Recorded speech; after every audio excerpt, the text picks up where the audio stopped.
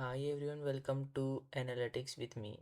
In this video, we will understand what is data science and why you should understand about data science. So, imagine you have lots of data, numbers, names, clicks, like, purchases, photos, video.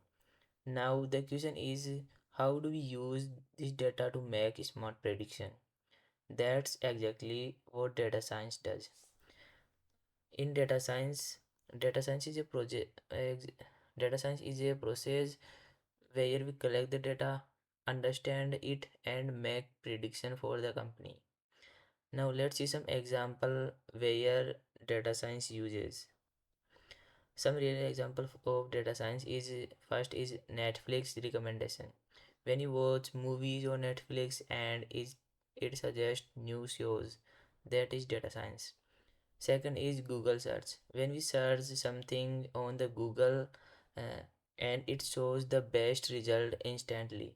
Data science helps decide which results are most useful for us. It means when we search on Google, data science find the best result for us the and then it shows the best result of us. Third is online shopping. People who bought this also bought. That's data science working behind the scene. Every online shopping apps like Amazon, Flipkart, Myntra, data science works behind all of these apps.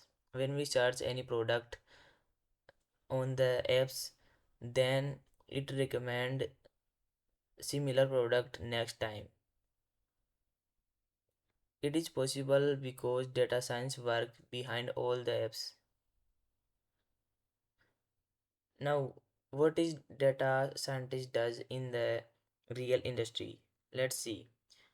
So step 1 is collect data. Gather information from apps, website, machines and survey.